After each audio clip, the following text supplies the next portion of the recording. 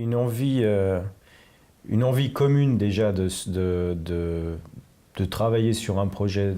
On parlait depuis un moment de travailler ensemble et de réaliser un film documentaire. Et puis, il fallait trouver le sujet. Et le sujet, en l'occurrence Wayne Paul, moi je l'ai rencontré il y a 13 ans à Genève. Et puis depuis là, on est devenus amis.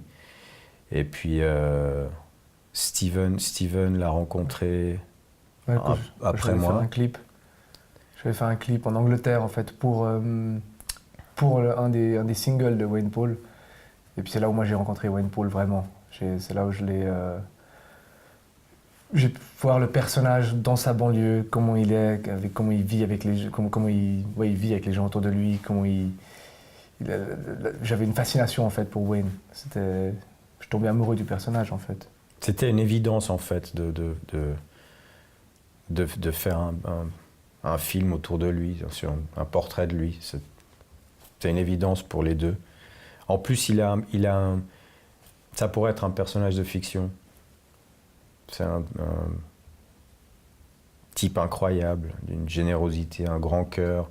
Et tout ça malgré un vécu qui moi, si je m'imaginais à sa place, je serais furieux, en colère et contre le monde entier. Lui, non. Il est d'une douceur incroyable. Il a toujours un mot gentil pour les gens qu'il croise, même qu'il ne connaît pas. C'est un vrai bel humain.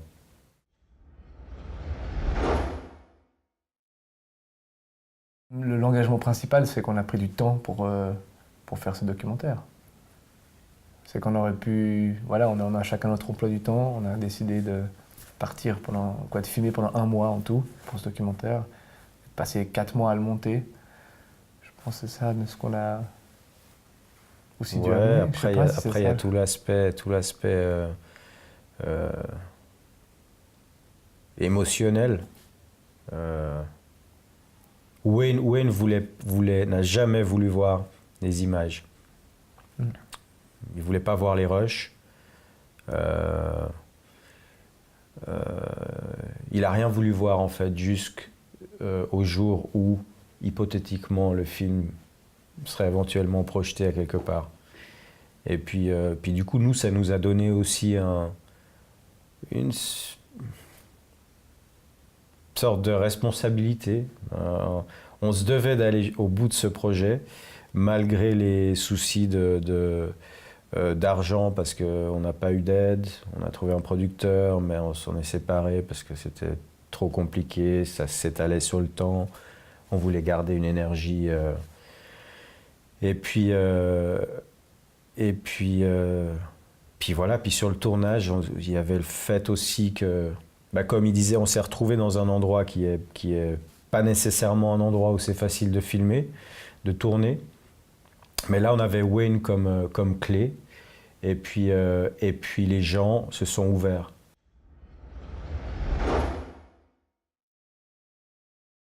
Ça correspond à la matière traitée pour moi.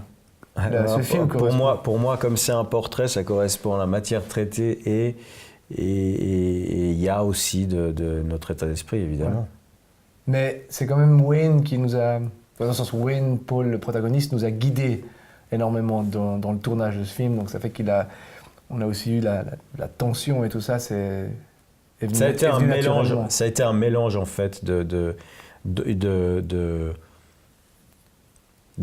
un entretien en fait avec lui où au final on mène, c'est nous qui menons et qui posons les questions puis qui le faisons parler. Et puis ensuite, quand on sortit de ce petit setup, c'est le suivre dans la rue et puis rencontrer des gens qui ont traversé sa vie à des moments clés, longtemps ou pas longtemps, mais puis du coup, là c'est lui qui nous emmenait en fait dans son monde. On a aussi utilisé différentes techniques pour raconter l'histoire. Ça peut être, on a utilisé par exemple du ralenti parce que ça nous touchait, parce que ça nous faisait penser à, comme s'il parlait dans sa tête. On a utilisé, quoi, c'est comme s'il pensait ça aussi quand on le voit à l'image. On a aussi pris des choix artistiques de ne pas mettre de musique dans le film. La seule musique, c'est Wayne qui chante en a cappella, et il y a juste 2 petits extraits musicaux, mais très courts. Il n'y a pas de musique sous les images ou sous les interviews. Donc c'est aussi, il est aussi chanteur, mais en même temps, c'est pas du tout un film musical.